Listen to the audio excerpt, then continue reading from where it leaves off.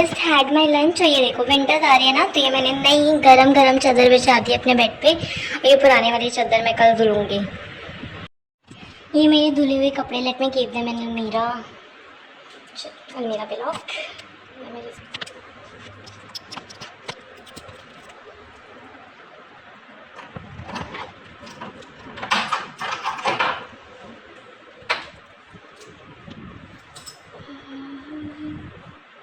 ये कपड़े गए यहाँ स्टोर। ये देखो मेरी अलमारी कितनी प्यारी लगती है, साफ सुथरी एकदम।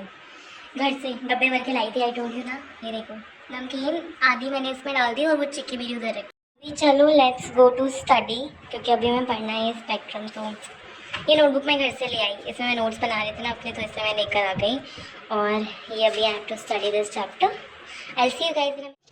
Hello guys, how are you all today? Welcome और welcome back to my channel. तो ये जो वीडियो है इसमें मैंने लाइक एक प्रॉपर डे रिकॉर्ड नहीं किया है, but just parts of my life some here and there that have been recorded by me.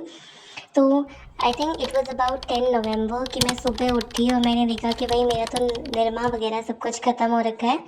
तो फिर मैं जल्दी जल्दी शॉप पे गई टू बाय निरमा और साबुन मैंने ख़रीदा अपने लिए।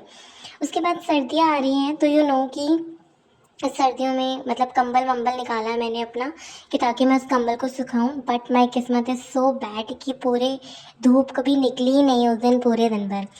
एंड उसके बाद जो मैंने किया वो लैपटॉप पे I did some work, my college related work, and then I sat down to study my spectrum. तो इसमें मैं अभी चैप्टर नंबर 5 पढ़ रही हूँ यहाँ पे, which was expansion and consolidation of British in India. तो ये वाला जो चैप्टर है, it is particular the chapter जो हमें बताता है कि किस तरीके से जो ब्रिटिश है उन्होंने अपनी जो पोजीशन है उससे मजबूत किया इंडिया में। And basically they use two things. पहला तो उन्होंने कॉन्क्वेस्ट वगैरह या वॉर वगैरह से उन्होंने कोशिश की कि इंडिया पे वो अपना एक स्ट्रॉन्ग होल्ड बनाए। And second, they use the diplomatic policies. And इन्हीं दो चीज़ों के बारे में ये पूरा चैप्टर है, जिसमें अलग अलग जो स्टेट्स हैं लाइक बंगाल, मैसूर, मराठा, सिंध, पंजाब, इन सब के बारे में है। Because they have been captured by the Britishers using the conquest and the Wars.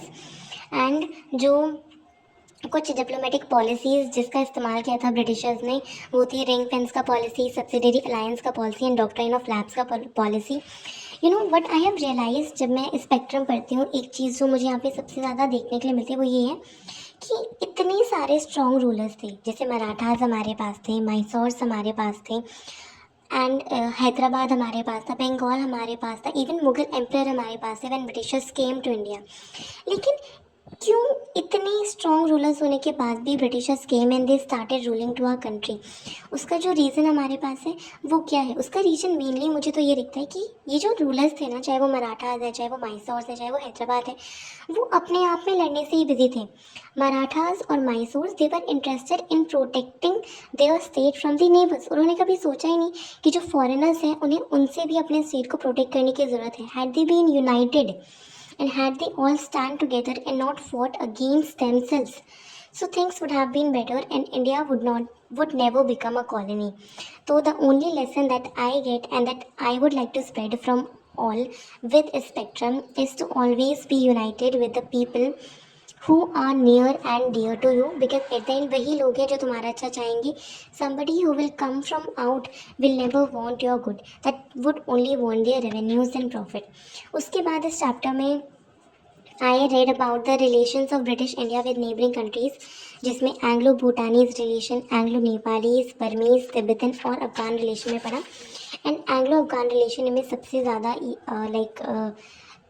सबसे ज़्यादा इंपॉर्टेंट था। प्लस जो भी मैं पढ़ती हूँ ना, like I have learned it कि अगर टाइमलाइन बना दो, एक ऐसी लाइन खींच के टाइमलाइन बना दो कि इस टाइम से इस टाइम तक ये चीज़ें हुई, तो वो ज़्यादा इजी हो जाता है हमें ग्रैस्प कर पाना और हमें याद हो जाता है। तो मैंने यहाँ पे 2 टाइमलाइन बनाई थी।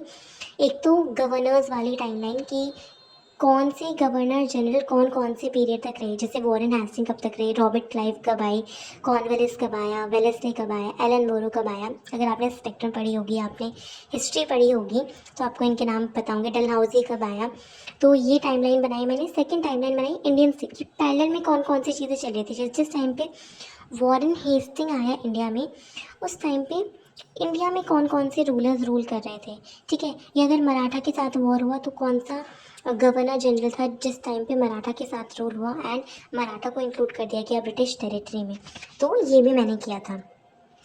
इसमें जो ब्रिटिशर्स ने सबसे अच्छी डिप्लोमेटिक पॉलिसी का इस्तेमाल किया था when it comes to using India is they created the buffer state. अब बफर स्टेट का मतलब क्या होता है, जैसे ब्रिटिशर्स सबसे पहले इंडिया में उन्होंने बंगाल कैप्चर किया, तो बंगाल के जस्ट वेस्ट साइड में कौन सा रीजन आता है, अवध, और उसके बाद हमारे पास था इंडो वेस्टर्न रीजन, जहाँ से अहमद शाह अब्दाली और नादिर शाह ये लोग इन्वेड कर रहे थे। तो ब्रिटिशर्स ने सोचा अगर ये लोग अवध को कैप्चर करते हैं that thing would not be good, क्योंकि अवध को अगर ये कैप्चर करते हैं तो they would be responsible to protect the frontier of the Awadh, that they do not want to carry on this additional responsibility. तो ब्रिटिशर्स ने क्या किया, they created Awadh as a buffer state. अब बफर स्टेट में क्या हुआ, जब उन्होंने अवध को as a buffer state create किया तो अवध के साथ, अवध के जो नवाब थे उनके साथ इन्होंने दोस्ती की, और अब इन्होंने अवध की रिस्पॉन्सिबिलिटी नहीं ली, प्लस इनकी जो बंगाल है, अगर अहमद शाह आता है या नादिर शाह पहले आया या अहमद शाह अब्दाली आता है तो वो लोग कहाँ अटैक करेंगे, they will not go directly to the Bengal, they will first go to Awadh. तो इस तरीके से जो इनका बंगाल है वो क्या हो गया, प्रोटेक्ट हो गया। और यही जो पॉलिसी है कि इन्होंने क्या किया, जो उनकी टेरिटरी थी उसके आसपास बफर स्टेट्स बना दिए कि ताकि कोई इनकी टेरिटरी पे अटैक करने से पहले अगर कोई बाहर से आ रहा है, जो बफर स्टेट्स हैं इन पे अटैक करे। ये बफर स्टेट्स इनके फ्रेंड होते थे, तो that is what they did. And इन्होंने तो ये वाली पॉलिसी काफ़ी ज़्यादा इनकी काम करी। उसके बाद शाम को मैं बहुत ज़्यादा मतलब आई एम फीलिंग कि मैं बहुत ज़्यादा लेथार्जिक हो जाती हूँ क्योंकि पूरे दिन भर पढ़ना ही होता है। तो आई डिड सम एक्सरसाइज, उसके बाद एक ट्यूटोरियल सबमिशन था मेरा, तो वो ट्यूट बैठ के लिखा। College is hectic guys, it's really hectic. तो ट्यूट लिखने के बाद I went to submit this tutorial. तो यहाँ पे बस मैं रूम की लाइट बंद करके रूम पे ताला वाला लगा कर अपना ट्यूट सबमिट करने चली गई। ट्यूट सबमिट करके आने के बाद I did study for some more time and I took a bath.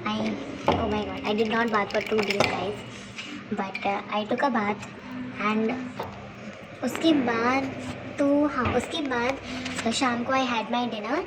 और डिनर करने के बाद मेरी जो फ्रेंड है, बिकॉज आई थिंक मेस का खाना बहुत ज़्यादा अनबेरेबल हो रहा है हमारे लिए, तो मेरी फ्रेंड और मैंने ब्लिंकिट से सब्ज़ी ऑर्डर करी जिसमें हमने 1 किलो भिंडी और 2 किलो गोभी और कुछ हरा धनिया में फ्री में मिल गया था, तो वो सब हमने ऑर्डर किया।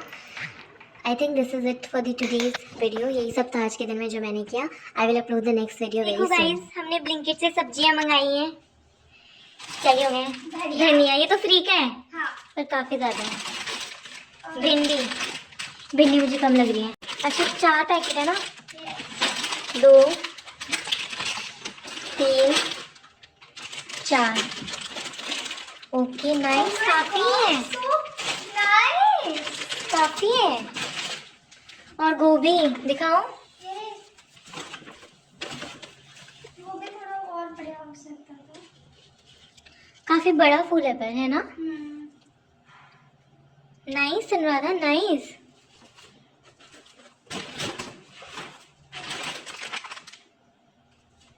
इन्होंने लेडी फिंगर की लैडवी फिंगर क्यों लिखा हुआ है, ठीक है।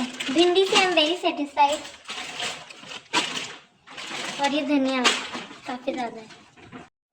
Thank you so much. Don't forget to watch my other videos. Do come again on this channel. Spread love. And bye bye until I see you next time. Love you all. Love Ria. Like, share, subscribe.